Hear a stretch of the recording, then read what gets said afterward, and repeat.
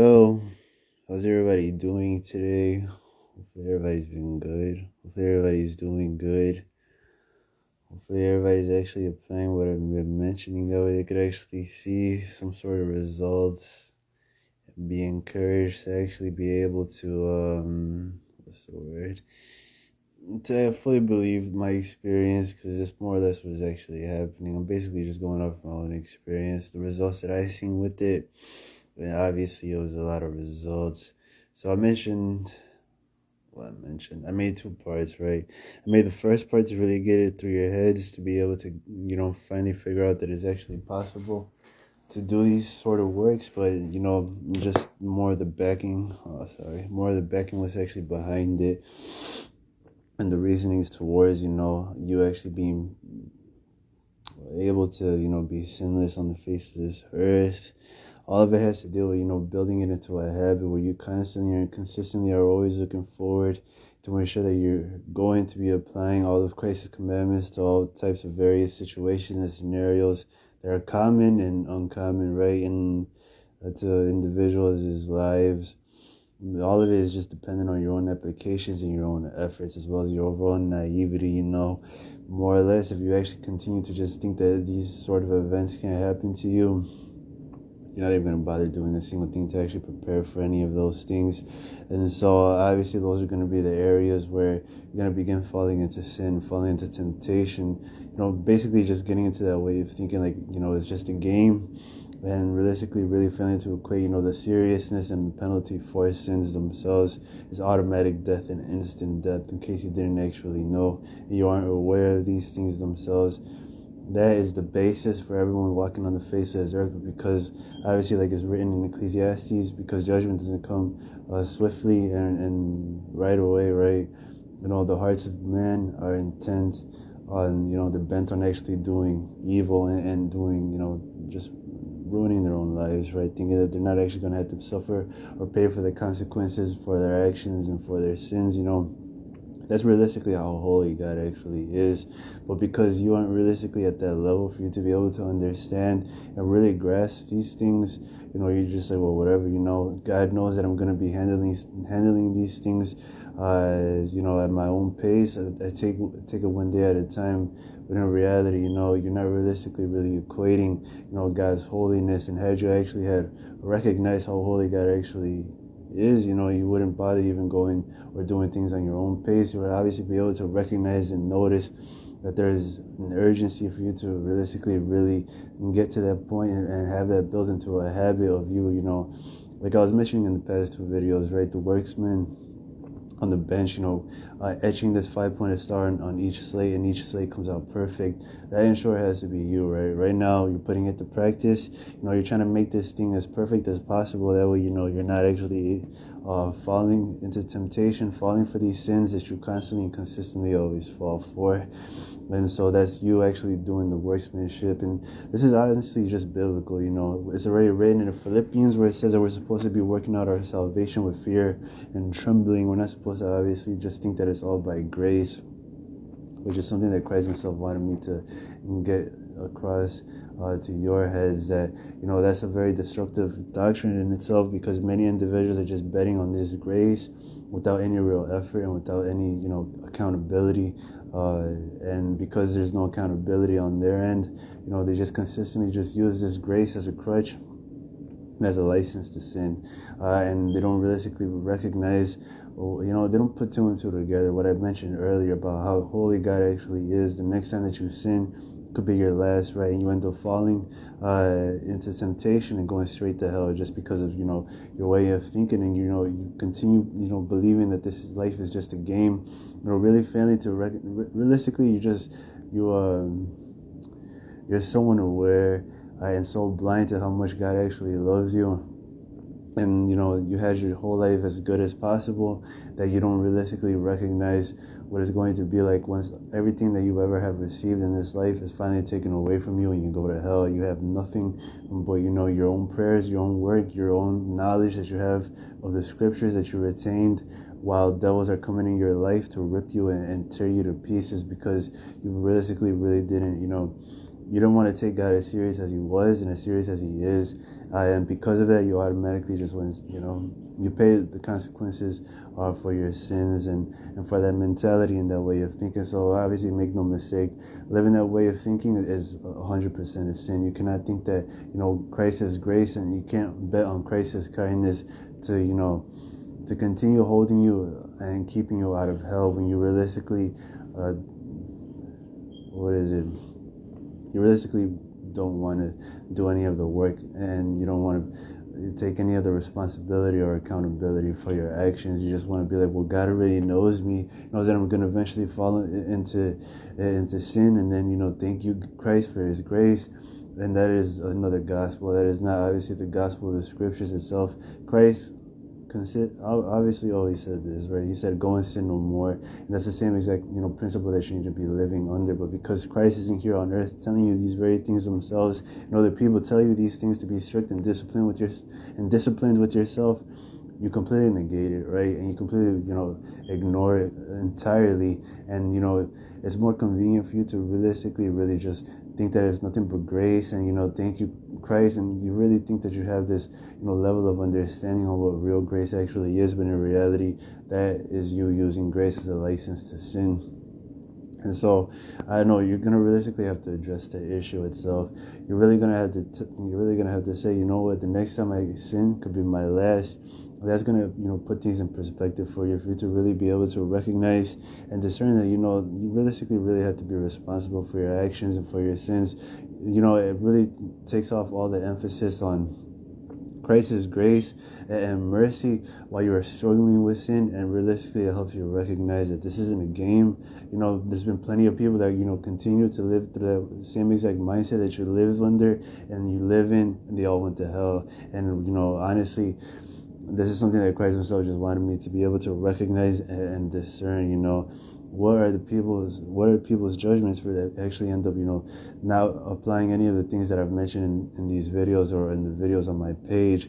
I was like, well, I know that you're the judge, right? So it's up to you to actually be able to decide whether these individuals actually have grace and receive grace and mercy on your end for them not to go to hell. But honestly, without putting that into the equation, they're all going to hell, straight to hell. And these Christians are firmly going to be believing that, they have grace and mercy, and because they have grace and mercy, they're going to continue being patient with them and long suffering. But that was the whole premise on them, why they were still living here on earth.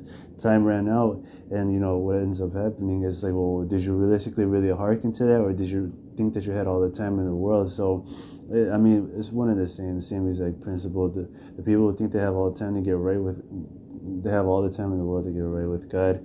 Then the Christians will, want to continue moving at their own pace and not realistically really applying these things to their life. That way, they're actually able to bear more fruit, and they're actually able to finally regenerate and finally be delivered from their irrational ways of thinking, and just not honestly wanting to add that to their formula and to the equation, that God is as holy as He is. As I've mentioned, that the next time they sin is going to be their last. But because God is merciful, and people abuse it, maliciously every single day, they abuse that same mercy and that same grace. And these people just continue just believing that, thank you, Christ, because they're obviously going in favor of their own shepherds, right? They're obviously going in favor of the doctrines and theologies that these individuals are preaching, but 100% these people are just damning them and ensnaring them in complacency, self-satisfaction, and more or less, laziness, right? They don't want to do any of the work that Christ obviously is requiring from everyone. And these individuals just honestly believe that, uh, the good works that nobody is saved by good works. And honestly, that is one of the worst false doctrines you could ever believe, because the first step of you actually accepting salvation and being a Christian is you actually being saved by grace through faith. The next step is not being saved by grace through faith all of your life. The next step is you obviously walking in the good works that Christ himself had created you and ordained for you to walk in your life. Not that you're always saved by grace through faith and, this is just my life here on earth. I just have to go to church and have to celebrate Easter. And realistically, they're just all brainwashed idiots. They don't realistically recognize where Easter really originated from, and it's Babylonian 100%. And how many of these people do you think ended up celebrating Passover, which is something that is biblical, scriptural? We're commanded to do this forever and ever. None of these people, all of them just continually regurgitate Easter eggs, rabbits, and then and a sprinkle of Good Friday, right? And these things themselves, but all of them are automatically going to hell. They really think it's a game, in all honesty, and that's something that you really need to recognize and discern. What kind of experience I'm actually talking about. I'm not just saying this, as people often regurgitate it, but these people genuinely think it's a game, and reality is gonna hit, and they're gonna be able to recognize whether they're in hell, whether they're in a car accident, and they finally recognize it, and they're finally like, wow, I can't believe this is how I ended up paying for all of my sins, or for my reckless behaviors that I've been living on this lifetime, you know, and for them, actually, they're actually going to be able to recognize that, that's the real reasons why, because of their lifestyle, how they're just so stubborn, they don't actually want to accept this as truth, and I know they're scared, right? They're scared to follow through with these sort of thoughts. If they actually end up, really following through with it and being like, what, God is actually scary, then their whole foundation and their whole, faith is automatically just shattered and broken to a million pieces, which is obviously understandable, right? They don't want to be, they're not willing to admit something like that if it's going to, you know, if it's going to mean that their soul is going to be lost, which is completely understandable. I already know that that's the reason why Catholics and Catholicism is even the way that it is right now. It's still running, it's still up and thriving and whatever, but it's the same thing with Mormons, Muslims, and these things themselves, that because of, their soul being at stake, if they end up being, accepting what I'm saying as truth, uh, they don't want to. That's the only reason why, some of them, they have genuine intentions, right, on believing on God, but realistically that's not going to save them. They're all going to go straight into the lake of fire, because they don't even bother praying about it. They don't do a single thing with this sort of knowledge, and they just say, well, I know Christ knows that I have this faith in him, or I know God or Allah, whatever, has this faith in him. He knows that I have this faith, and he's going to help me.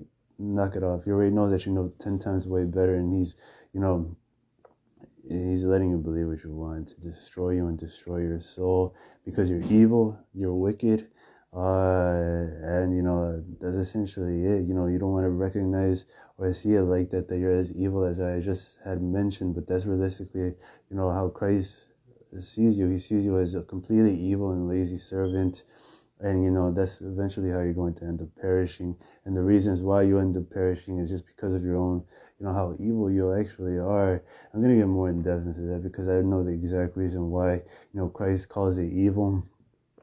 People dumb themselves down, that way they could continue living this sort of, irresponsible and no accountability, right, lifestyle.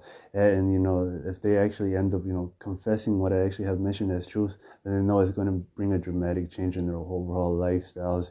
I'm not even talking about their lives. I'm talking about, their lifestyles. They're going to have to seriously get rid of certain products that they don't want to get rid of. They're going to have to obviously stop eating pork, stop eating shrimp, and doing so many other different types of works like that. And honestly, they've already counted the costs, and, they don't want to actually take salvation. So they'll choose to be like, well, what, once I actually really know that, this is truth and it's 100% truth, then I'll give it up, right? So they put these standards, or these, what's the word? They basically tell God that it's on their own terms, right? When they're finally ready to accept it as truth, then they're going to accept it as truth. But meanwhile, I'm going to claim to be saved. So obviously, hopefully you're able to discern that these individuals have completely dumbed themselves down in favor of living the reckless lifestyles, a more convenient lifestyle, because it's just too hard for them, and they all perish and go straight into the lake of fire. So obviously that's the whole premise of why they're evil, is because they realistically don't want any change. They don't want to actually produce any of that change in their life, and they're stubborn and they're super proud, right? And sadly, this is the exact reasons why, the world is the way that it actually is. Christians are no different. These individuals have already set the standard by you going to Chick-fil-A by you going to Sunday, and none of them at all, keep the Sabbath whatsoever. None of them, they already have limited, the commandments to just the 10 commandments, when in reality, it's all 613 of them. Well, yes, only about 300 or 400 apply to you. The 200, you still have to know all of them by law, because it's the law of Moses.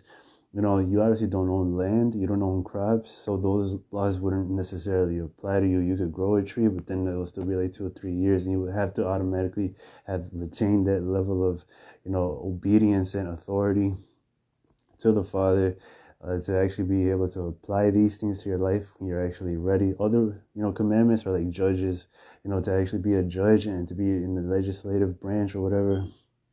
And then king laws, you're not a king. Christ can make you a king, which is why you obviously need to be able to know that you need to be ready for that, because Christ is Jewish, right? And you need to be able to already be meeting the requirements on what it actually means to be a king, in full obedience to what is actually in the law of Moses. But it's only like 5 or 10, in all honesty, if I remember correctly. Other ones are just basic, things that everybody just practices on a regular basis. It's to take care of the needy, the widow, the orphans, and this is just something that is commonly understood, that these are good practices, they're Christian principles, but they're more or less seen as suggestions instead of commandments, which are the commandments, and they're part of the law of Moses. Other ones, like not eating pork, these obviously the dietary laws. They're laws, so obviously because they're laws, they imply that there's authority behind them, and everyone is under the jurisdiction of having to submit to those sort of laws and commandments of God and His overall authority in person. But just off of these principles alone, right away, when an individual just claims to say that it's too burdensome, 613, just remind them that only about 300 actually apply to you, and the rest are for overall, for society purposes, right? To ensure that it continues thriving under God. And there's, obviously no rape, right? This is a commandment in the law of Moses, and other things like that. And all these things in themselves have to deal with, uh, just what we already have commonly accepted. Do not murder, do not rape, do not commit incest, do not do this, do not do that, and do not commit bestiality, do not commit homosexuality. These are already 5 commandments. You could take that off, and it goes down to 608, right? Then go down to 5 other commandments of the first, like 5 of them, which is to know that there is God, to know that not to entertain the thought of there actually being another God. This is already 606. And you just continue doing these sort of principles, taking care of the orphans, the needy, not to vex them. And still, it's realistically that simple. People just refuse to actually, really see this, and to accept and be willing to accept that they're actually wrong. But many people don't want to admit that they already have oftentimes regurgitated these things themselves. And just because of just how people oftentimes think, if someone else remembers what they actually have said, and that they were wrong, another person comes inside of their life and they say, oh, well, you were wrong. So it's too shameful for them, in all honesty, which is just flat out ridiculous, in all honesty. They would much rather prefer to continue believing they're right, knowing they're wrong, just so other people don't actually call them out for their stupidity, because they were wrong. And that's the whole purpose on why they continue saying these same old, regurgitated phrases. The law of Moses is burdensome, this and that, and it's a burden to obey all 613. Not even the Jewish people. Obviously these individuals have no real idea what they're actually talking about. They repeated it for someone else who doesn't have any idea what they're talking about. And here I'm clearly, revealing the light to you, for you to actually be able to, discern it. I've already read the 613 commandments. For me to actually be able to know and deduce, these individuals are nuts, right? They have no idea what they're actually talking about when they actually say that the law of Moses is burdensome. When, more than half of the commandments themselves we already do. It's already become integrated into our society. Not to take briberies, that's one for the judges, and so many other different things like that. But, people just continue, remaining and wanting to stay ignorant about these things themselves because they think, they fully and 100%, confidently trust that individual his words that it is burdensome and not even the Jewish people can do it, and realistically they haven't even done their research. So that's how ignorant these people look to me. That's how stupid they look to me. They're just like, what the? You have no real idea what you're actually talking about. I understand this stems from you just being lazy and not having enough time to really look these things up. But I know what I'm talking about, and I know that you're clearly wrong. So, well, who do you think the people are going to believe? Me that I actually done my research, or you that you just regurgitated? What are people going to do? They're obviously going to go with the other person that they continually, regurgitate the same old things. And it just becomes obvious and it just becomes manifest to be able to see that people realistically don't really care about God, and they don't actually want to do any of the things of God. They want to do barely enough, and that's it. And enough to actually still be saved, and enough to actually claim the title of Christian. But they don't even want to bother realistically, really, putting in the work to be a Christian because of whatever purpose. I have children, I have school, I have so many different things. I'm such a busy person, but realistically they just refuse to really make time uh, for God, and honestly God can see it from a mile away. Christ sees it from a mile away. I'm telling you these things in my video because I realistically really put the plow to work, and I realistically was genuinely and sincerely praying to be sinless to Christ, because I firmly believe that there's a way that it's not impossible, as everything and anything is possible with God, which is more or less, I don't know why he even answered it, to be honest. I didn't even know what to expect or what to even get from that. All I know is that he somehow made it to the point that every single thing that I actually ended up seeing in my life revolved around that same exact principle of actually being sinless. But now that I actually have received that sort of knowledge, for me to actually be able to, give to people that come on my page, for them to be able to recognize and know for certain through my experience, that it's essentially easy. It's a mindset thing, and you're realistically, you're making the situations that come inside of your life that are causing you to deviate or make you think that you can deviate from Christ's commandments. You're blowing away out of proportion, in all honesty, which is something that realistically took time with me. It took like 1, 2, 3 years for Christ to really get that embedded in my head. That I was just blowing the situation completely out of proportion. If I realistically had really worked at it, or if I knew the end result that I was going to get to this point, I probably would have worked out a lot, sooner and a lot harder than I was doing. I was just like, whatever. I was doing it very aimlessly. I was praying, here and there, and I was more or less just praying this every single day. I had like a whole list of, of what to pray for, and that was on the list to pray for my family, not to go to the great white throne judgment, and so many other different things, right? But the overall premise was, just to be a Christian, to be able to walk in the good works that Christ himself had created me to walk in, and that I actually bear fruit that the Father is glorified. That was my whole life. That's what my whole, world revolved around, was the fruits of the Holy Spirit, and producing, well, not really producing fruits, but just ensuring that, I was reading wisdom, the Ecclesiastes, Psalms, Proverbs, and all these other things themselves, right? But the main foundation and the whole, drive that I was, in short, being driven by was the Spirit, right?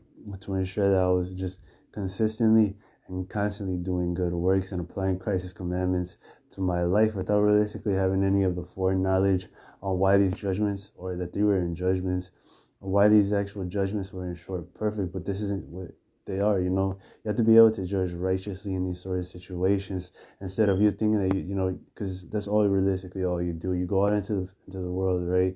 And these certain situations come inside of your life, and then it gets into that fight or flight mode.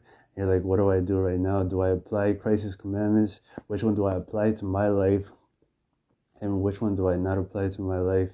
And then all of a sudden you hear a temptation or tempting thought for you to actually get angry. You get stirred up in your heart, and you think that it's appropriate for you to continue reacting by that, even though you're a Christian, and you fail to recognize the whole denying yourselves and picking up your cross, and realistically really choosing to be spiritually sharp, and to apply Christ's commandments to those sort of situations, instead of being so emotionally reliant, and falling flat on your face, repeating the same old mistakes and wondering why your life is in shambles, right? Going through so many suffrages None of it has to deal with your overall mindset. You think it's absolutely appropriate as a Christian to be emotionally reliant, when in reality that isn't the whole purpose on why you actually are a Christian. The whole purpose of it is for you to deny yourself, to deny your emotions, to pick up your cross and to follow Christ. And by following Christ is obviously applying Christ's commandments to your life and to all those sort of situations that you don't want to apply Christ's commandments to. That is a spirit of rebellion. And in all honesty, that's where all your problems are stemming from. You're extremely rebellious in your heart. You don't want to admit it because you're afraid. You already have recognized. You've already come to terms with what happens with individuals that end up becoming rebellious. But you really have to address those issues if you really want to be Christ-like. If you really want to be a Christian or a disciple of Christ. Forget all these other standards or whatever the sort of bars that modern Christianity sets for you to be able to be willing to admit that you're a Christian, or for everyone to be able to recognize you're a Christian, like everything I mentioned, right? Chick-fil-A, worship, no spiritual warfare, other good things, right? Like taking care of the needy, but you automatically have to take pictures. Just cut it out. You don't have to do any of that. You don't have anything to prove to a single soul, only to Christ, and to actually be able to be obedient to His commandments and to those things themselves. But yeah, this is in short just the overall duty for you, is for you to realistically really submit to your master in this life and to commit yourself to that. That way you continue just applying all of Christ's commandments to your situations that come inside of your life until it builds into a healthy habit. When you in short just begin to recognize, life teaches you, right? As you begin to practice these commandments themselves, for you to really mature, for it to really mature you and grow you, for you to be ready to recognize and be willing to recognize that there is just no alternative to any of these, teachings of Christ and commandments of Christ. For, they're essentially manuals for everyone's life. There's so much protection that comes from it because you're not being so enveloped by the cares of the world, and you obviously are centered and focused on the world that exists after this one, and the life that exists after this one. And obviously that seems to be one of the main issues for many people, is that when they actually begin to become Christians, they get so focused on their kingdoms while they're walking here on earth, instead of and because of that principle itself, they completely take their eyes off the kingdom of God and actually working for that kingdom. And obviously, what am I referring to when I'm speaking about kingdoms? I'm talking about their careers, right? How they actually get funds, how they get money, monetary gains, and all these things themselves, and they get so caught up and so centered on this little temporary because of their family, friends, and all these other things that the scriptures themselves actually point to. That once you actually get married, a man becomes more centered on the wife and pleasing the wife, instead of a single individual who's just focused on pleasing Christ. And that's a very real reality, in all honesty, is that when you actually begin to have a wife, you have less time for Christ. Yes, you could all confess that, because you're just more centered and you're always speaking with your wife. It doesn't always have to revolve around Christian principles or always talking about Christ. That would be weird, right, if you actually got into one of those sort of relationships. But for the most part, you two are getting to know each other, as well as the overall foundation, right, of actually ensuring that both of you are on the same page with Christ, both of you are engaging in spiritual warfare, both of you are biblically sound. You're not lazy, especially when it comes to scriptural things. You don't just take somebody's word for it, a pastor's word for it. You actually pray about these things. And just generally good principles like that and virtues like that many individuals just often overlook and completely are ignorant of. And other things like that, right? Proverbs, being dedicated to actually reading Proverbs, Ecclesiasticus, the wisdom of Solomon, and so much more, Ecclesiastes and the Psalms, and basically really being committed to those things, and always being centered around that itself, because that's the whole duty of man, is just like how it's written in Proverbs 4, to get wisdom for its life. It's your life, and the more you actually are able to recognize that, the smoother your life is going to be, in short, because what is wisdom?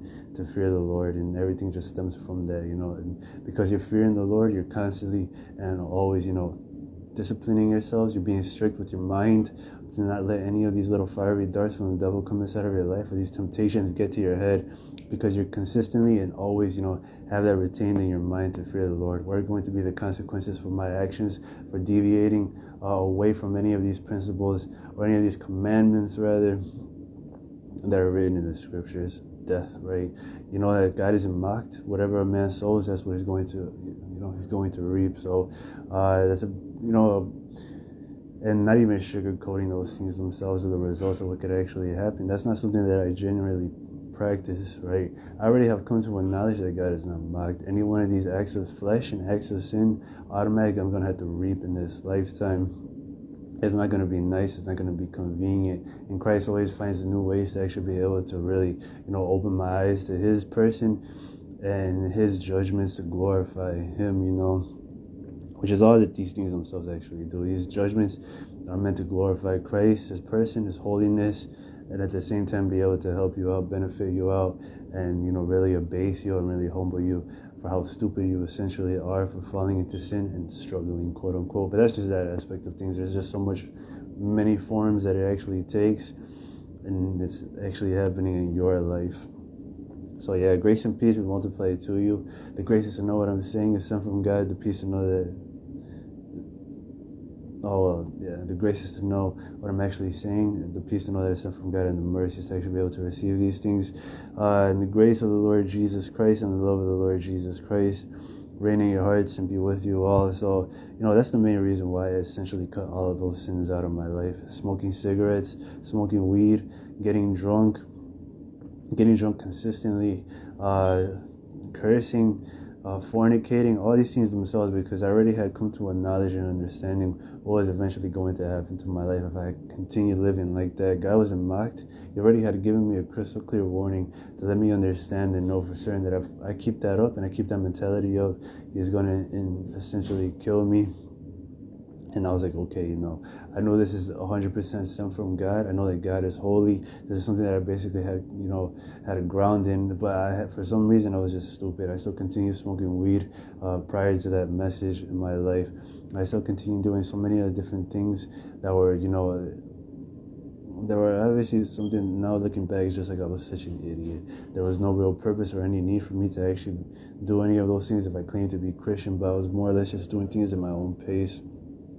And then my own, it wasn't even understanding, in all honesty. I kind of knew to an extent that what I actually was doing was really bad, but I just thought that somehow it was fine with God and it was fine with Christ. And, it wasn't until I finally got that wake-up call. I was under a delusion, and that's something that is scary, right? I thought I was on good terms with Christ, but he gave me that delusion, and I firmly believed it, that I was on good terms with Christ. And, this was 2017, and finally, this was like February 2017, and I got on my knees, and basically I said, please don't kill me, God. I'm sorry for, the type of lifestyle I've been living, and I promise to cut it out immediately, and so I did. I ended up fasting. That way I could actually get over the cigarette smoke, just because of something else. I ended up fasting. I did a water fast, 2-3 day water fast. And then I did like two of those in the same week. And then, I was finally delivered of, smoking cigarettes. That the next time I actually went to go pick up a cigarette, I felt like puking. And I don't even know why I still did that. That's how stupid I was. Even after that message, I still picked up another cigarette and I still wanted to puff it or whatever. And then I drank a beer, and that was it. That was the last time I ever drank for a while. And then so I began to be centered on fruits, right? I began to actually be reading some letters, or these little what is it called? These little accounts, because there's just so many testimonies on YouTube of people who actually have contact with Jesus Christ and they talk to Jesus Christ. And if you don't basically have those sort of ears to be able to hear Christ's voice and those things, or just common sense to be able to know that anything good and all the good works of themselves automatically, it's something that God himself wants you to do and wants you to be applying to your life regularly and religiously. That's real religion, in all honesty, not whatever, theology or power. Well, power, yeah, for sure. I mean, the power is going to be the means for you to actually be able to to really obey and conform yourselves to that religion, because of the fact that you're just going to be producing so many fruits, right? That the Father is glorified. These things and these actions themselves just begin to become integrated into your heart and into your mind, as you begin to retain that anything and everything good, automatically just comes from the Father. It just flows from His heart. It comes from His mind. He's the originator of all these things, and without Him, there obviously be nothing good on this life, in this world, wherever. It would just be evil, corrupt, and out of whack of any of the things I have to deal with. Just good principles and overall good, in upright, full of integrity, morality, sort of things. But so yeah, so this is just something that I realistically was more centered on and focused in. It's like, yeah, some sort of theology, some sort of doctrines here and there. But then I realized how wrong I actually was. And once I realized how wrong I was, I still had the foundation of all these fruits themselves that I wasn't sure just practicing, and already come to a common knowledge and common ground that this is just Christ's path, and this is what He essentially wants out of every Christian that claims to be Christian and wants to be Christ-like. So, I suffered loss in that aspect. All the false doctrines and all the false beliefs that I was believing in, whatever. Christ ended up correcting me a couple years after that, but I was still focused and centered on, the fruits and the characteristics and qualities of Christ, and things that just naturally, everybody has this image of Christ, how good He is. These are just very, common principles that we all have, common grounding, common knowledge in, that I wasn't sure, trying to put to practice in my life. I was trying to be very forgiving and overlooking of all sorts of situations in my life, and at the same time still be very thankful for the fact, of Him actually saving me and not killing me in the car accident that happened in 2016, where it cracked my head. And obviously I still have the scar on my head right here, and I'm feeling it right now. But yeah, then I have another bump right there, and I have so many other different things on my head and on my face. But so yeah, that insurance ended up happening, right? And that was the wake up call, because I realized what could have happened. I could have ended up dying, and I ended up just crying and pouring out my, just everything. And I was just like so crying, and it was just, it was just one of those sad moments when you actually see someone who just finally breaks, and they've been like that for all their life, and then finally they just end up they break completely. And that's what happened with me.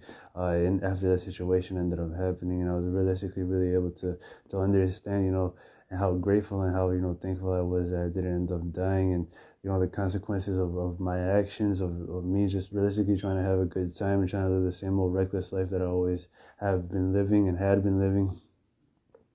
And, I was just like, man, where was this night going to end if something ended up happening? And I was just so thankful, and I was just so, all these sort of emotions. And it felt like, I like that scripture where it feels like a spring of water coming forth out of your heart. That's what it felt like. And after I finally, broke down, and that's what breaking feels like to me. Excuse me. That's what breaking feels like to me. It sounded like I was gonna cry, but I wasn't gonna cry. But that's what that's what it felt. And then afterwards, that's in February 2017. That's to get on your knees. I still didn't even get right with Him. It's sad. And I'm just saying this sort of experience for you to be able to learn from my mistakes, and to know for certain that in some way, shape, or form it applies to you. So you need to obviously be able to recognize it, ask for help, and not think that you know it all, or you don't need any more help, or to not be willing to be a lot more teachable, because you need to be more teachable. In short, you don't know it all, whatever, right?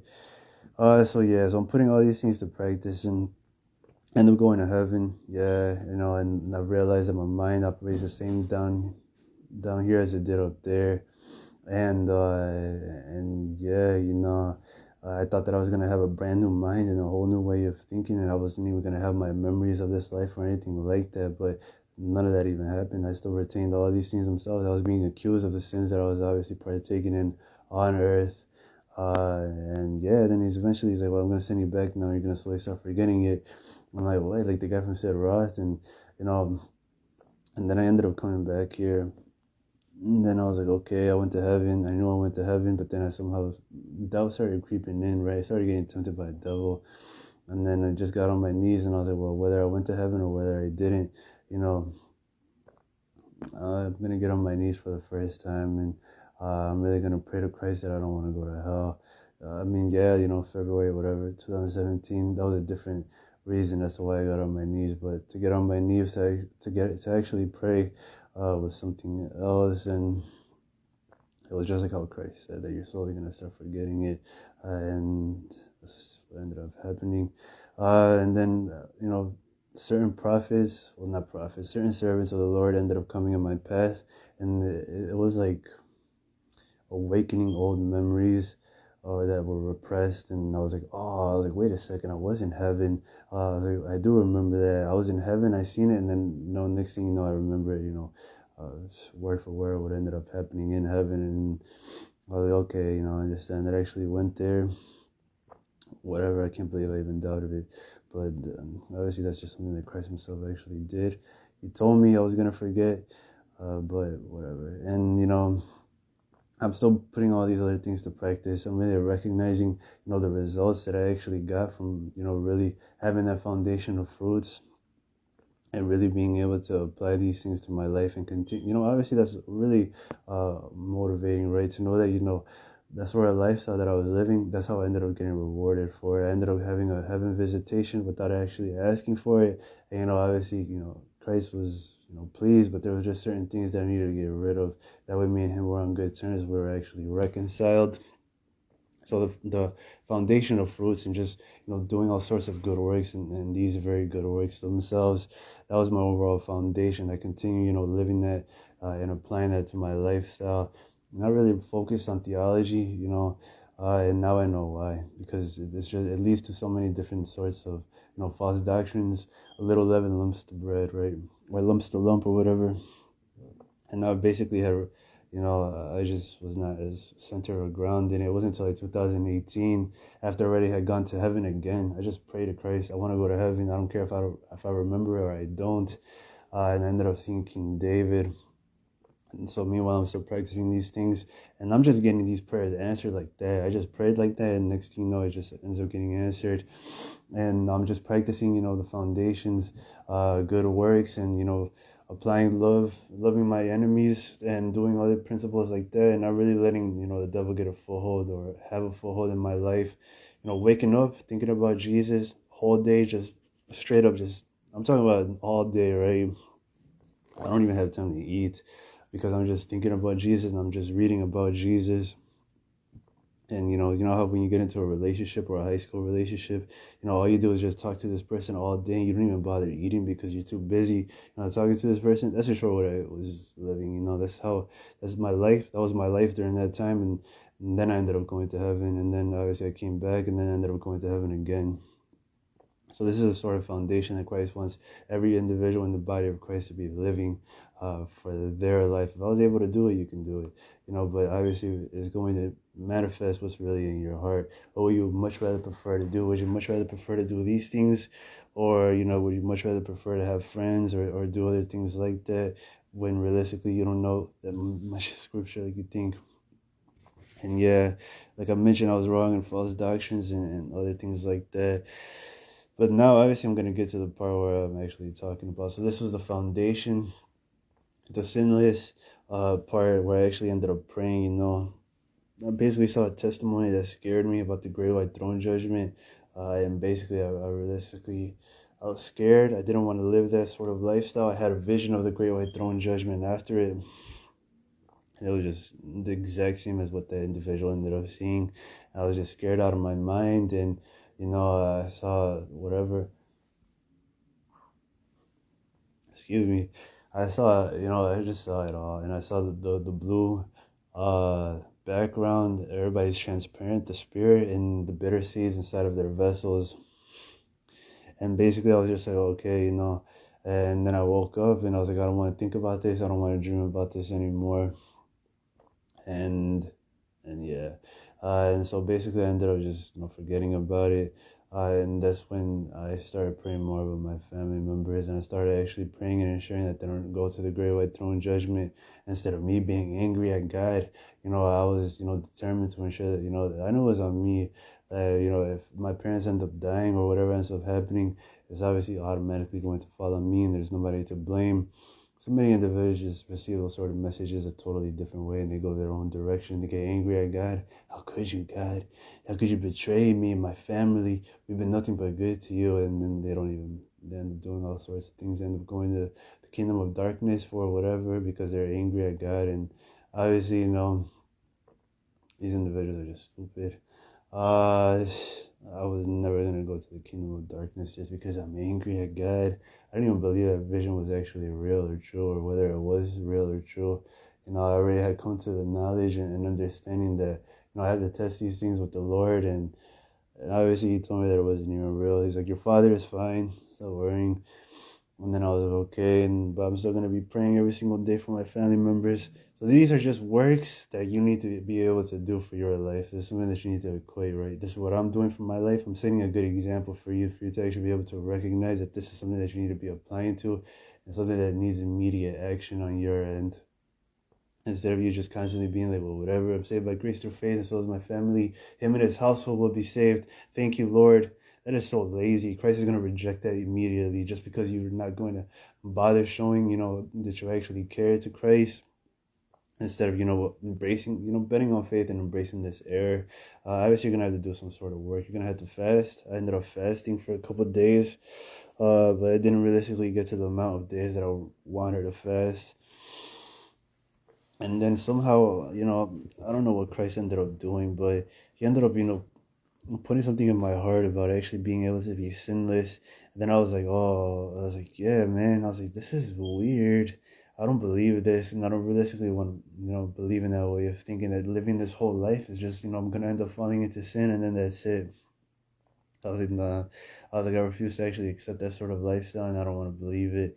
I don't want to submit myself to that way of thinking, and I'm just gonna continue praying to actually be sinless. And I was praying other things like being able to look like the Father, being able to look like Jesus Christ, being able to sound like Jesus Christ, and being able to do so many of the different things, right, that have to deal with the outward appearance of the Father and the Son, and yeah. And so I ended up getting rewarded for all of that also. And they were getting blessed for it by Christ. And yeah, so basically I was just committed to it. I was praying for hours on end of me actually,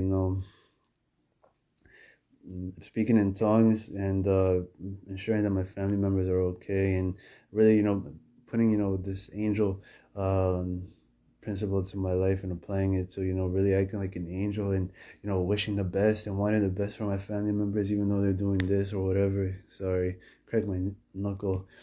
And, doing so many different things like that. And at the same time, wanted to be sinless and wanted to maintain that way of thinking. And then eventually, I kind of put it away, but I would still, be focused and centered on all these principles and all these, ways of thinking also, to ensure that I don't let other individuals influence my way of thinking. And I continue with that momentum, I let God decide if it's actually possible or impossible instead of letting these shepherds decide. And I ended up getting some really good results, right?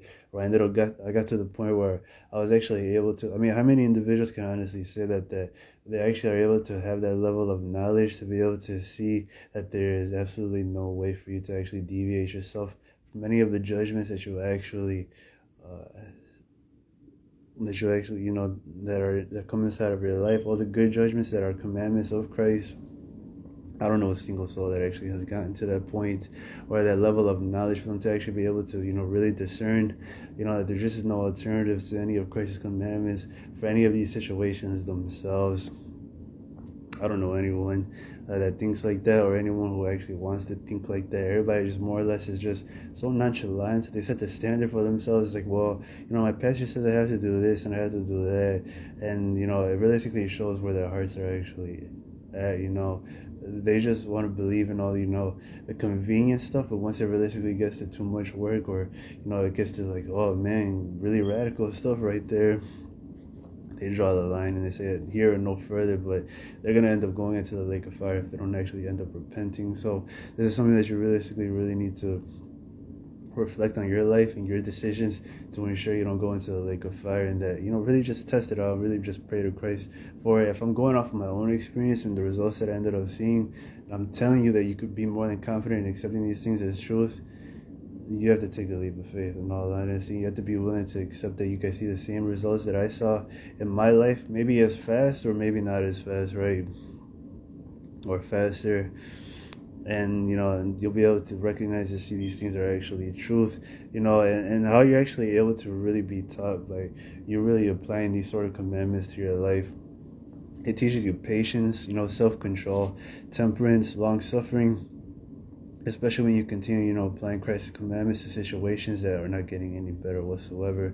But, you're obviously, faithful, you're loyal to Christ, you're loyal to his commandments, you're loyal to his person, to your discipleship with him, and so many different things. And, you realistically just negate anything and everything that is negative, or that tries to attempt to cause you to deviate yourself from this path, from the narrow path, instead of you just constantly, just being like, well, whatever, I'm a Christian, I'm gonna end up stumbling. If I was perfect, I would have, I won't even bother being a Christian. Obviously so many different things that realistically just cut their spiritual life short, and that's all it does. It doesn't do anything, doesn't mature them or grow them. They see a little bit of success, but that's because it humbles them down. But, it's only meant for them to actually be able to open their eyes. But for the most part, completely and totally just cuts their spiritual life short. Thinking that they're actually going to see all these sort of results that I saw, but still have that weak-minded mentality and that weak way of thinking that, I'm just going to continue to just submit myself to these sort of situations where I just, buckle to sin and I fold to sin, but at least I have a grace. You're obviously perverting grace at that point. You're going to end up going into the lake of fire for it. But, I already understand that people just don't want to accept that sort of stuff because it requires too much for them. It requires too many, it sheds too much light, rather. And for them to actually be able to recognize their state, they're not as, it's completely like the Laodiceans. How, they think that they're clothed, they're wealthy, they're rich or whatever, but in reality they're poor, naked, barefoot, and whatever. And this is the people that essentially I'm actually preaching to. The people who end up rejecting this message are just Laodiceans. They don't actually want any of the things that I actually have mentioned in this video. They're scared. And yeah, but so yeah, that's 2018. 2019, I really have this, level of knowledge. I'm just like, well, whatever. I'm not going to deviate myself from this path either way. Just because I'm a Christian, I have to do good principles and I have to do good actions, whatever. And then whatever ends up coming inside of my life, it's on me, and that's fine. I end up going homeless. It teaches me more patience. It teaches me more long suffering. I don't even care. It doesn't even bother me. And then I finally, stop being homeless. I'm more grateful. I'm more appreciative of these things, and these little commodities and these little blessings of actually having, a roof over my head, and, so many different things, right? Just more appreciative, obviously more grateful. I had very little. I had almost nothing. I was sleeping in the wilderness. I was sleeping in parks, and I was sleeping under the, pantries and at a library, and so many different things, right? And then finally 2020, the COVID stuff happens, and that was basically, a real turning point for many Christians who really thought it was going to be easy to be a Christian, but they ended up getting, mentally attacked and psychologically attacked. The devil ends up coming inside of their path to realistically really convince them and really shake their faith. And, instead of, taking their eyes off the devil and putting them back on the Creator, they obviously took their eyes off the Creator and put it on the devil, and they're like, well, whatever, I guess I'm not a real believer. It's time to go to the dark side. And yeah, that's essentially what ends up happening. But I forgot when I ended up seeing this picture. I ended up seeing the picture of the guy on the workmanship, on the workman's table, where obviously he just grabs another. He's already has like 6, 7, perfect, pentagrams on their slates, and then he just grabs another one, and he's already etching it and working it out. And then Christ was just actually able to get me to really know and discern, that this is in short Christ's life, what he was actually doing while he was walking here on earth. And then I was like, okay, so it is possible to be sinless. And fast forward, it finally gets to this point for you to actually be able to finally be able to work that way of thinking out, and to really be committed to that etching on the slates of putting the pentagrams on it, just because of the fact that you have all the time in the world right now, because you're not busy, you're not preoccupied. It's just going to be building itself into a more healthy habit. And the more you actually apply it to your life, and the more you actually continue being focused, and centered, and committed to that way of thinking, the more is obviously going to, well, the faster it's going to make itself into a habit, where you actually begin to just revolve your entire world around all of Christ's commandments, and any and all of Christ's teachings. Proverbs, Ecclesiastes. You're very biblically oriented to really know these things themselves. That way, you actually have retained this sort of information when these sort of tests and trials come inside of your life, for you to not realistically be able to let the devil gain a foothold inside of your walk with Christ. At this point, you're not as what is it, intellectually petty wise. I mean, you're not realistically that, you're not centered on being petty. The more, sort of works of these types of works that you put to practice, the more knowledge you end up attaining and accumulating. The more you actually act petty, the more pettier you actually become. And this is the most dangerous part of any Christian's life, which is why you need to be able to cut these sort of habits and these sort of, behaviors out of your life immediately, because it ends up perfecting your craft. You end up becoming pettier and, wickeder and meaner to other individuals that don't realistically mean it. You end up becoming scammers, and that's the overall point and the premise of Christ actually, forcing you to repent, to, reconcile your ways back to the Creator and back to Christ, and to really find a more excellent way to be able to handle these situations that come inside of everyone's life, and to be able to cope with these sort of scenarios inside of your path, because it happens to everyone. It happens to me, but I realistically wasn't that. I wasn't that kind of person. I wasn't a petty individual for me to really put those things to practice. I was more or less just an empty mind. I didn't have anything to actually go off, any sort of experience. I had my sisters, right? And how she always treated me, she was just petty, but I just typically just shrugged it off, and I was just like, well, that's just how she is. She's just been like that. It doesn't even matter if we're on good terms or bad terms. Automatically that side is gonna come out of her, right? Because it's just how she is. That's how she attempts to actually make fun of of me, or that's just how she attempts to have this sort of relationship with me. It's just by her actually being petty. And she's tried running me over. She's tried doing other things like that.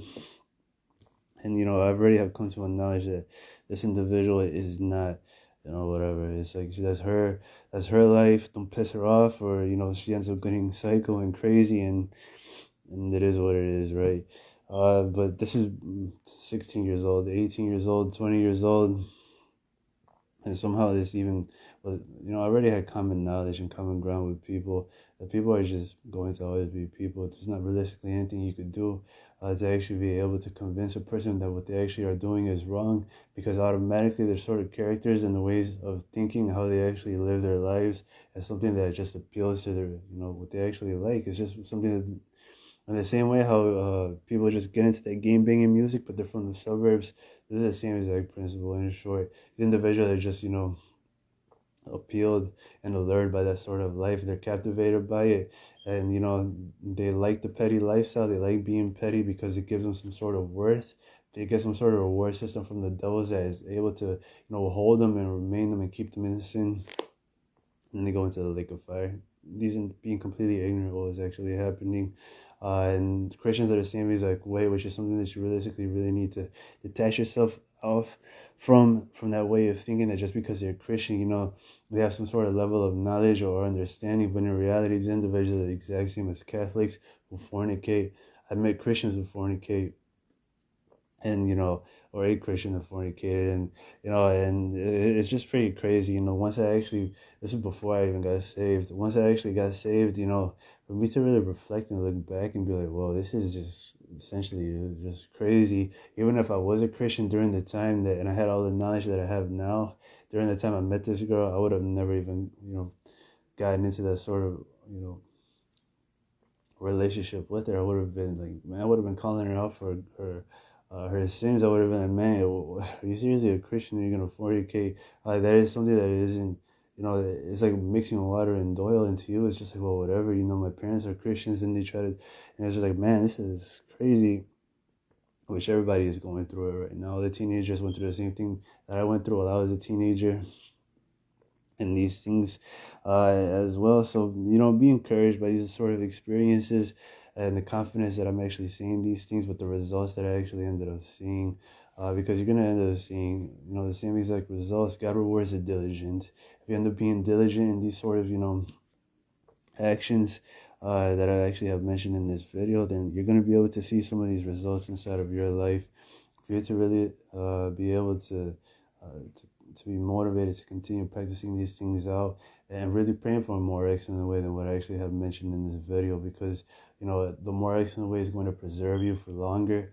And then when you actually reach that sort of plateau again, you ask for a more excellent way than what you actually have received from me.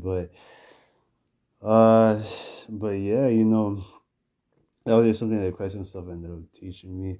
Loving your enemies, a more excellent way than that. That way, it sure just keeps you 100% away from sins, because you're actually able to recognize and deviate yourself from the wicked way, and to not deviate yourself from the path is what I meant to say, that I just mentioned in this video. But it all takes a lot. And you see, it really takes you being able to recognize that these things are not going to be easy. It's not going to be a quick fix. The more you actually want to see these sort of results, the more it's going to affect your mind when you don't actually see these results. If you really have a live and let go sort of lifestyle and mentality, you're going to be able to overlook these sort of situations, these failures, these trials. You're going to be able to learn from your mistakes. You're going to be able to recognize and see that, what, it's not that simple. I really thought ahead and I really thought about these things, but I still ended up falling, for these traps. And, as I guess it wasn't as easy as I thought. So I realistically really need to go back to the drawing board and really, figure out and really, think, more in depth onto these, in concerning these things, because these things are not coming as easy as I had initially thought. And, that's just how I react to these sort of situations. That's just how I cope with them. Many Christians get so frustrated, and, they actually have that level of, loyalty to Christ. But because of the results themselves and the results that they actually see, they completely depart from the faith, because of how discouraged they actually are that it's not coming, realistically, it beats their conscience up. These devils come inside of their life to beat their conscience up. They don't bother getting a deliverance, which is going to make is going to make this a lot more effective. You're going to be able to see the results a lot sooner and a lot quicker. You're not going to be as phased and affected by the curses, generational curses, ancestral sins, and other things like that. But I already know how how the human mind essentially works.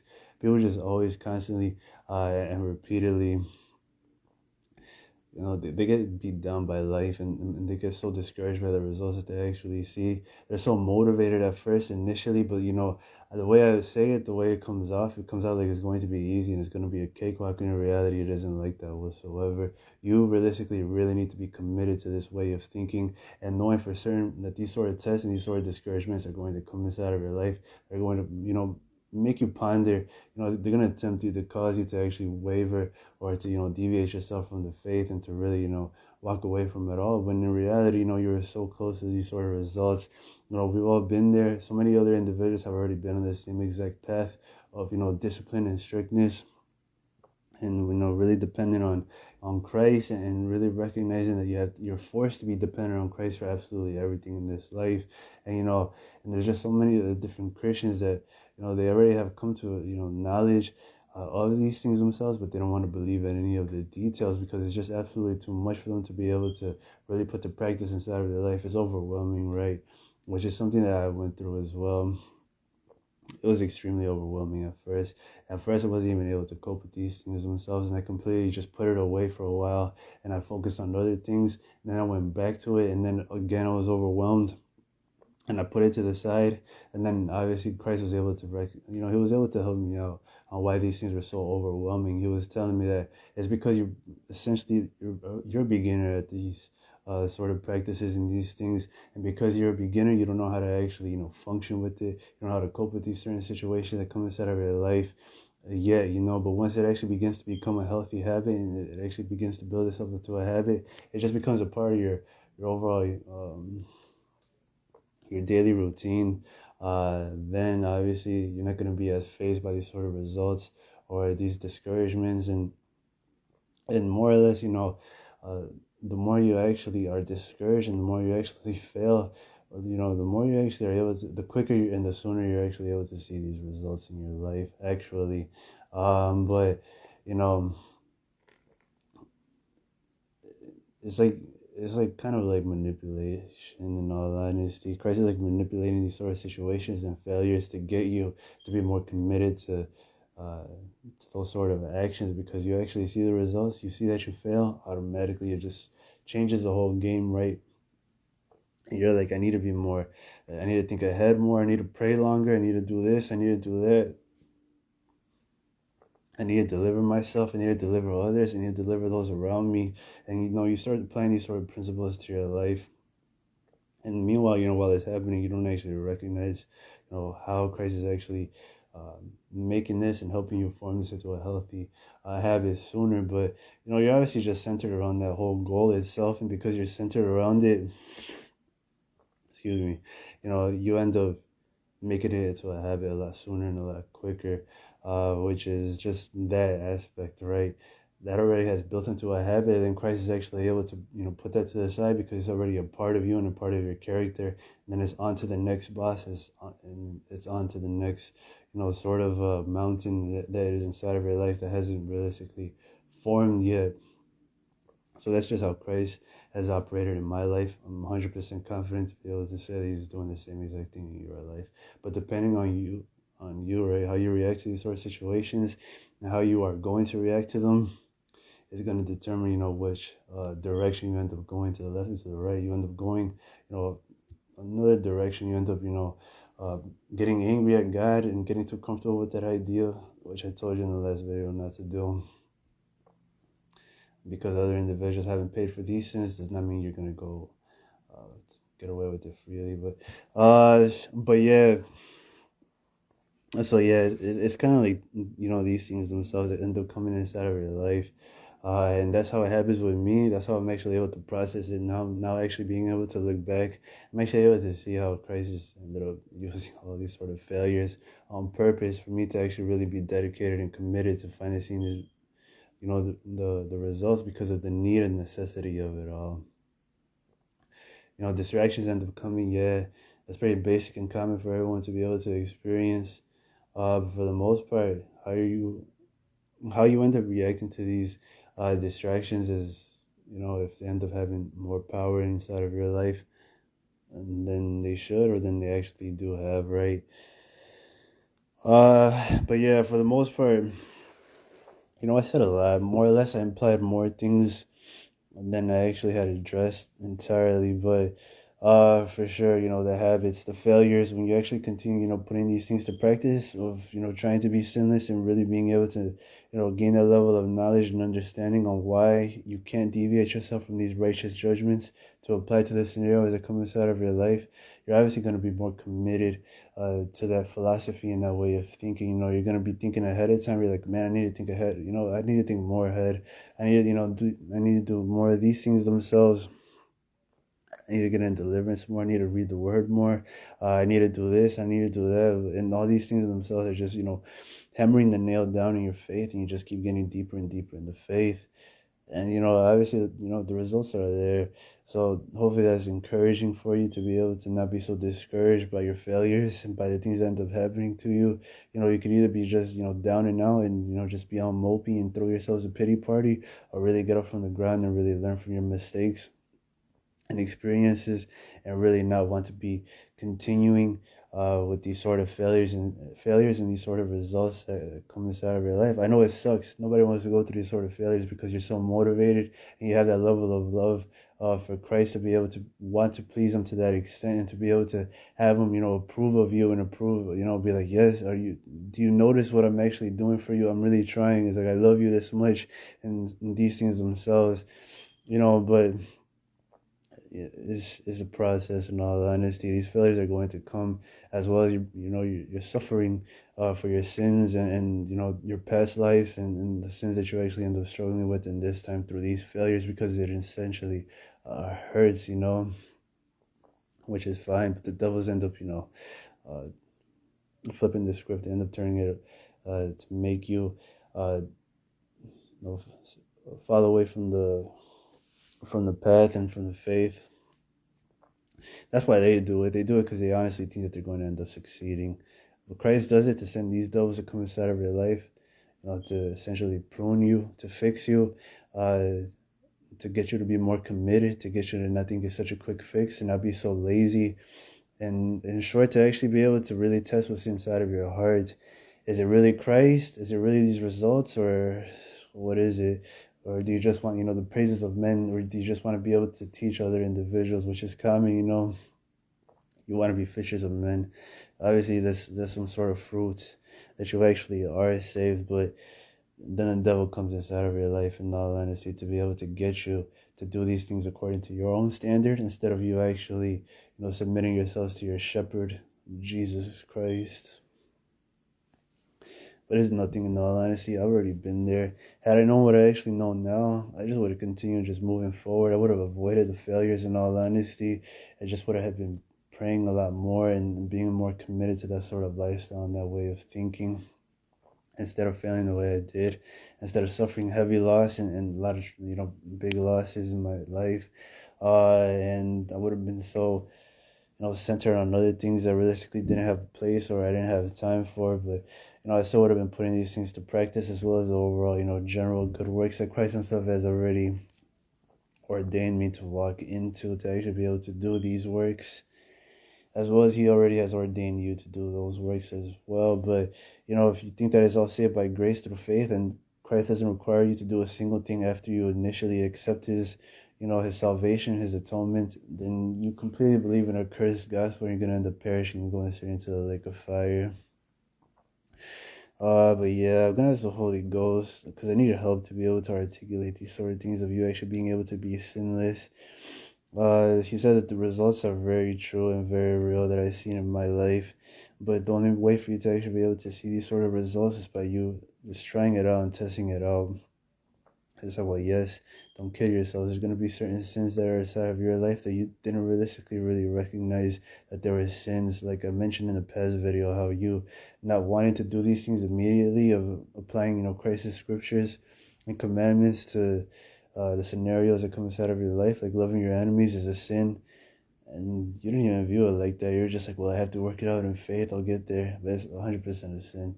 You can't let any of these emotions come inside of your path when they actually, when it's time for you to really put these sort of commandments to work into the test, right? You can't do that. That is 100% a sin.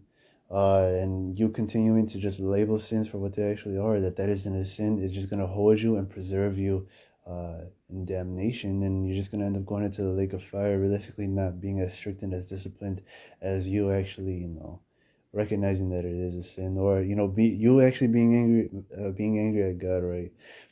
And then seeing people just get away with it.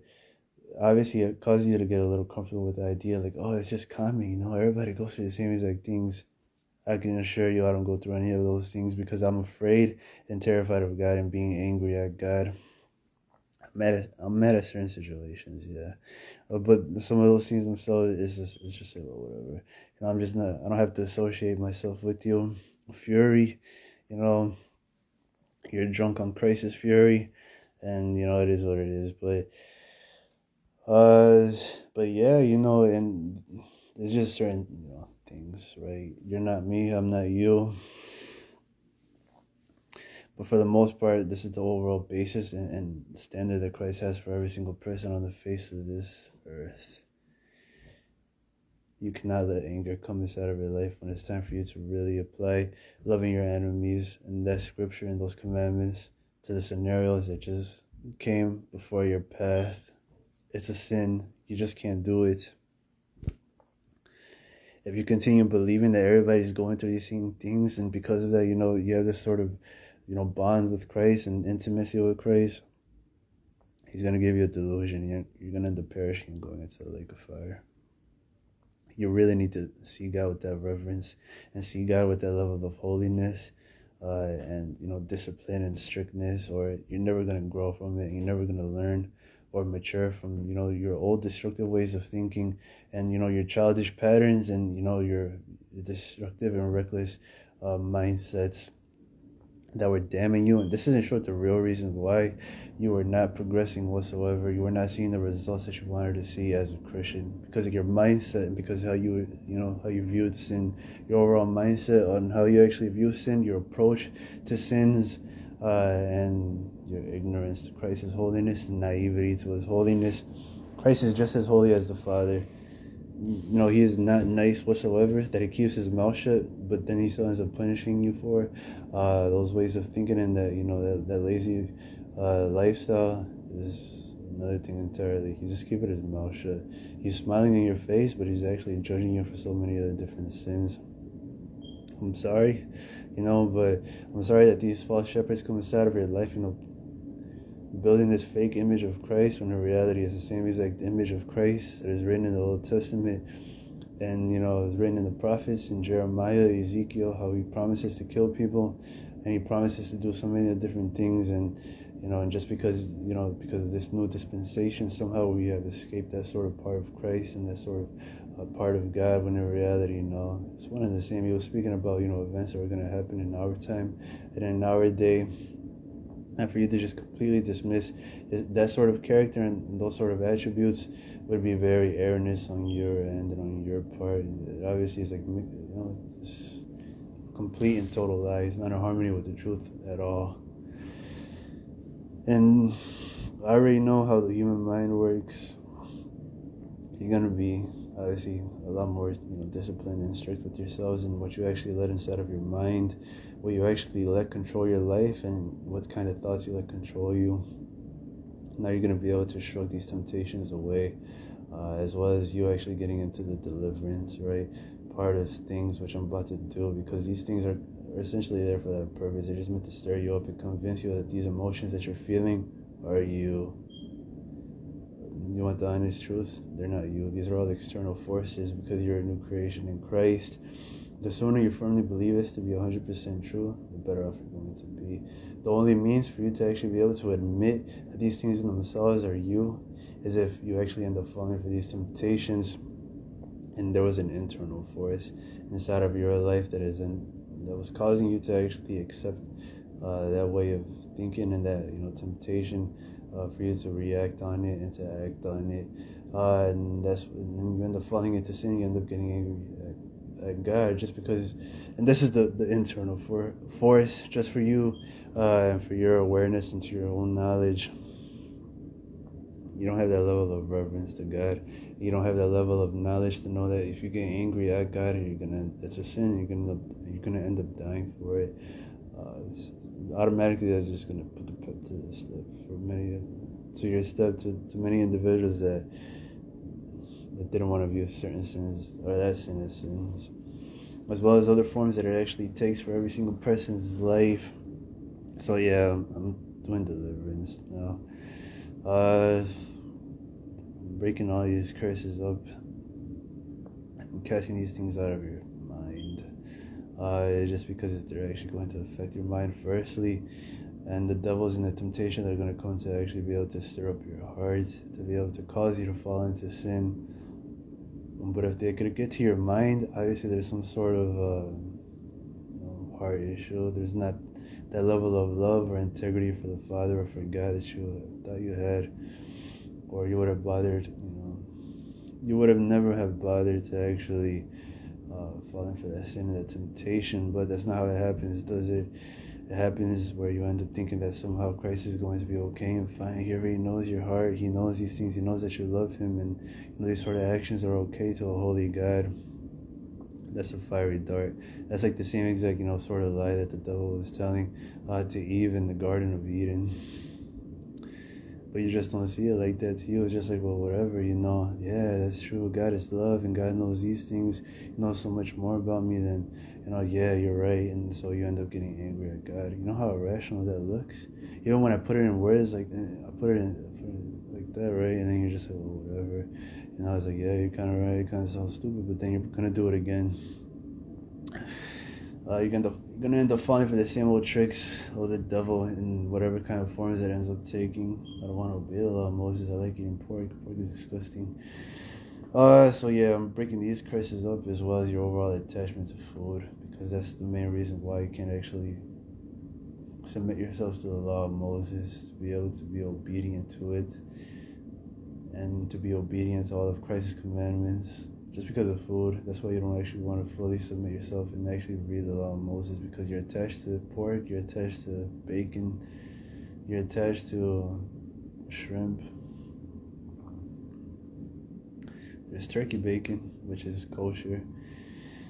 So yeah, I'm breaking all those curses up. That way you're not actually addicted to any of those things, because they're disgusting. Hopefully you're actually able to have the real light revealed to you about how disgusting these foods actually are, instead of being so unnaturally attached to them.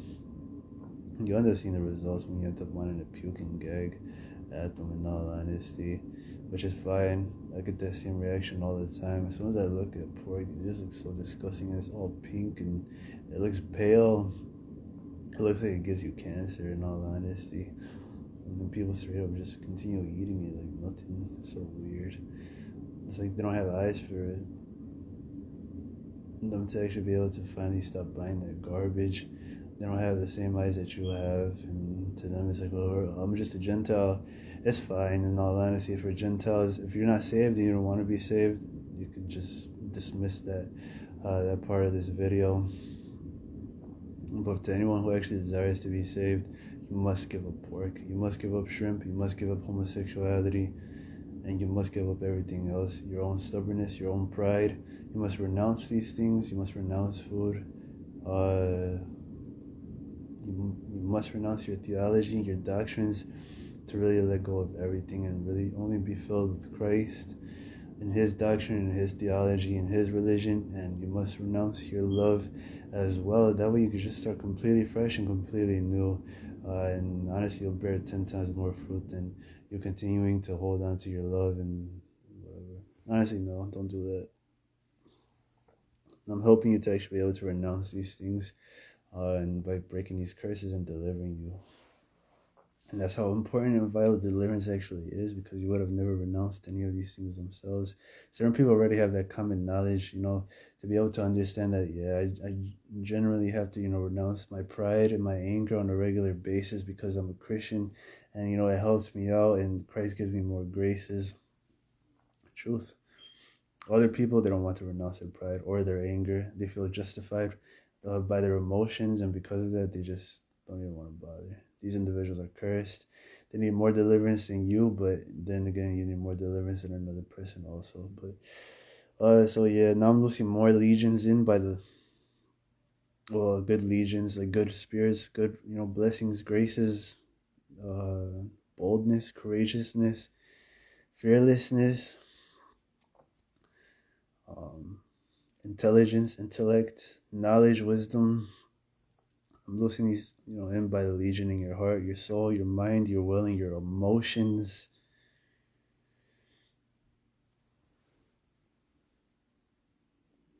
And I'm doing it in a strategic manner. That way the devil is forced to catch up, and you're actually able to discern what these real tests and trials are there for, why they actually come inside of your life. It's just to benefit you. Instead of you being so hasty and impulsive, getting angry and be like, man, what did I do now to Christ? And you can't say those things. You have to still, maintain that level of reverence for every and all sort of situations and suffrages that come inside of your life. You can't be a spoiled little brat with Christ. Hopefully you're able to grasp that and understand that how wrong you have been all your life, just because you didn't actually word it like that. You didn't even want to let it go. But I belittle it and demean it, and all of a sudden you're just like, oh wow, yeah, I'm sorry. Don't worry, Christ definitely, He forgives you, He overlooks these things, but you still have to pay for them in some way, shape, or form. Christ gives you mercy, but it doesn't obviously remove the blow. He just hits you, softer. And that's the truth. So yeah, I'm gonna ask Jesus. He says all these things in themselves form and perfect your eternal character because you're always centered and focused on remaining sinless and being sinless. God is going to be able to reward you for that sort of virtue and those sort of aspects, which is just something that many individuals don't actually notice or recognize. That because Christ actually does see your heart and he sees your genuineness, for you actually wanting to be sinless while you're walking here on earth, he rewards you for it. And you end up getting rewarded and you end up getting delivered for so many other different things. Obviously, it's not a replacement for deliverance. And you end up, benefiting from these sort of messages a lot more than you just continually just thinking that it's all by grace through faith. Your character ends up getting more matured. You end up growing a lot faster than other Christians just through your own mentality, your own willingness to submit yourselves to God's authority and God's person, which is something that Christ himself wanted me to understand as well, is that there's going to come a time in your life where you're going to end up finally being able to be sinless and free. You're not going to stumble over the things that you commonly stumbled over or frequently did, because Christ is obviously going to be able to shepherd you and help you in these sort of areas because he's going to be around you.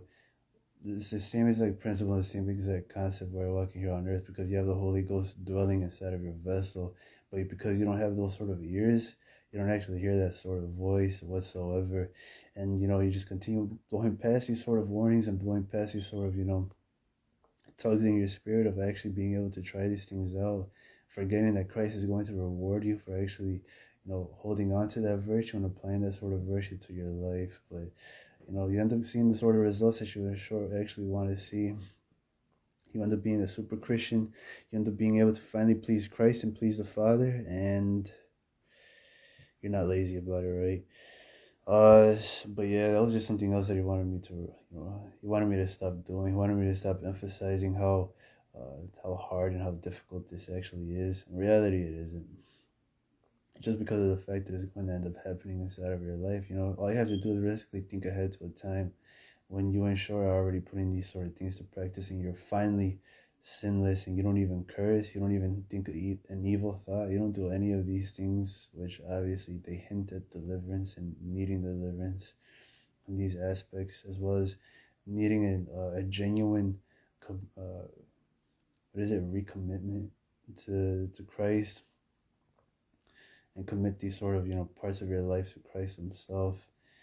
And yeah, so obviously you wanted me to just displace the whole, oh man, you may not be putting it to practice now, but eventually you get, it's just going to be easy if you just have that level of, confidence, encouragement, positive thinking, and more or less you retain that sort of knowledge, right? That there's going to come a time in your life where you eventually end up becoming sinless, and this is just a sort of lifestyle because you're going to get glorified or you're going to go to heaven. There's no, element of temptation there. There's no means for you to actually be tempted. That in itself also hints at the real issues while you're walking here on earth. What the real problem actually is, what the real issue is.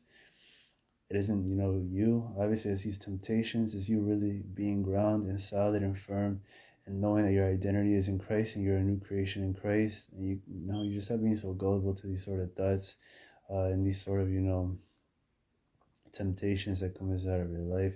You really are grounded, you really are focused on these things themselves for you to actually be able to recognize, that there's just no alternative to any of Christ's commandments. You don't realistically have to have that sort of knowledge, but just being able to discern that and recognize that there just is no alternative is, sort of this, more or less the same principle. But as you continue practicing that a virtue out, life itself is going to teach you on why these things themselves, there was just no alternative to it. Why every single one of Christ's commandments were just automatic righteous judgments that obviously everybody, you had to be applying these things to your life automatically. There was absolutely no means. Once you initially have found out uh, these sort of coping mechanisms and defense mechanisms on how to function in this life, and obviously you are bound by that law itself for you to ensure that you continue, applying these things and these sort of, principles to your lifestyle and to these aspects themselves, instead of just believing in these false shepherds, uh, sermons that, oh, you're just going to have to struggle, because we're walking here, but we're saved by grace, right? We already know we're saved by grace, haha. Just cut it out. Obviously, Christ is able to see your heart. He's able to reward the individual because they have more merit and it has more merit in them actually wanting to remain sinless and wanting to avoid these sins entirely, to never bother even falling into these sort of sins, and these sort of temptations that the false pastor is obviously always falling into. Learn from their mistakes as well as help them out. Do good works as well as learn from your mistakes and help yourselves out. Don't be so naive to think that that somehow there's not a destructive habit in your life. I can bet you 100% that, but you're too blind to see it right now. But you need to be able to have that willingness to ensure that you actually are able to be willing to admit that you were wrong and that you need to change. If you don't have that desire, that urge, you're never gonna learn it. You're never gonna grow. Sadly, there's only so much some of these sermons can do for you, and it can help you and it can teach you, according to the level of knowledge and understanding that you already have. But realistically, you're trying to go above that. You're trying to learn more. You're trying to gain more knowledge. That way, you have a better understanding of certain things in the scripture instead of you just repeatedly and constantly just being content with the spiritual milk that you actually have in your life. That is not at all Christ's will for your life. He wants you to be ready for the spiritual meat always and any day, right? But yeah, all these things themselves, deliverance is gonna help, right? You're gonna be able to work smarter instead of a lot harder. You're reading scriptures and you're not able to process these things because you're cursed. Well, you remove that through deliverance. Excuse me. You break them through the cross because nothing is stronger than the cross and stronger than Jesus. And Christ became a curse for us. That not even death, the strongest curse of them all, has any power or influence on us. And obviously, what's stronger than death? Nothing. What's stronger than Christ? Nothing. Everything just continues to be under this sort of authority, subservient to Christ, because he's the master of it all. And that's the whole premise of you actually, breaking these curses through the cross. And that's why you can break them. So yeah, I'm breaking them. These are sort of, seals, just saying. If you have these seals inside of your life, they're going to be really, in your face about it. And you're not even going to know why. It's because you're cursed. Because you don't obey the law of Moses, and those curses still apply. And I'm breaking those curses up. That way you actually are not affected by them anymore. And that way, you're not as phased as you used to be when these temptations came inside of your life that told you not to actually obey the law of Moses. If you don't obey the law of Moses, you're just going to get recursed. There's no point in these deliverances if you don't actually obey the law of Moses. So yeah, now I'm doing that again. I'm still breaking these curses up. That way you're actually able to understand this message and these messages, as well as you actually being able to really grow out of that way of thinking and, really accept that there is going to come a time in your life when you finally are able to be sinless. You're not affected, you're not tempted, you're not any of these things. You're finally at that maturity and that growth which you would eventually have hit in this lifetime. Whether you're 50, 60 years old, you are not going to be this same old little baby Christian all of your life. Eventually, you're going to finally mature, grow up. Life is going to teach you some hard lessons. Or maybe you learn the easy way because you already had, recognized that you're eventually going to reach that point. And you stop, making this enormous idol out of it and being like, oh, well, once I get there, just do it now. Just put, the plow to work right now because you have every ability and every means to. You have all of heaven and all of heaven's resources to actually be able to get you to see these results sooner and quicker. But if you don't use them, then you're just letting them go to waste for your life. Someone else is just going to use them, and you're going to see them blow past you at the speed of light. And just because of your unwillingness, your stubbornness, your doubt, you don't want to admit that these things are true or real, or actually test them and see for yourself. But yeah, Christ is still telling me to actually talk about that, to be able to tell you, to be able to grasp that these things are just going to be easy to you in all honesty if you just let them, which is just something that I mentioned in the very first video, which was, things just finally got easier for me where I was actually finally able to really put these things to practice in my life. and really being able to grasp, that was just a mindset thing. Had I thought ahead, had I realistically really, you know,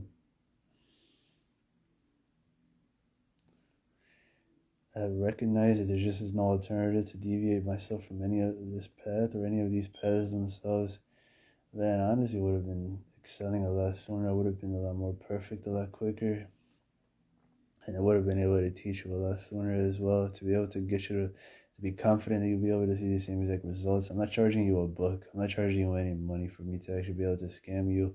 This is all 100% free.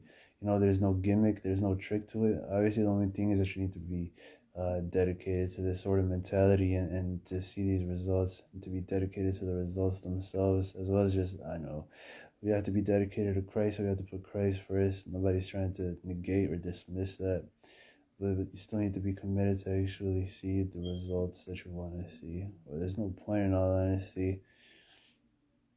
You're actually not going to see the results a couple of times, and you're going to let that just stop you entirely and completely from, continuing to put the plow to work. Obviously not, right? You have to be committed to finally being able to see these sort of fruits and these sort of results, to finally be able to be sinless, and to finally be able to have built that into a habit, because you're just etching the same old star on the next slate after slate, while you're not in sin, or you're not tempted in sin. That's the overall premise.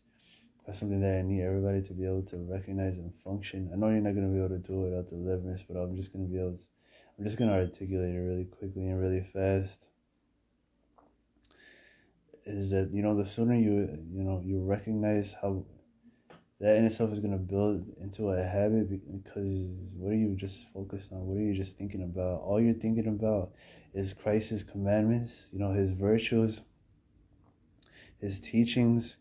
And this is just what your whole world revolves around. Oh, that's not awkward, but still, this is just what your whole world revolves around. And I'm laughing at it because it just sounds funny, because it's so easy to be able to see, there's going to be some real results that come from that way of thinking. But, sadly, many individuals don't think like that. They just see it at face value, or, at their own understanding. And they're just like, yeah, I'm going to completely dismiss that.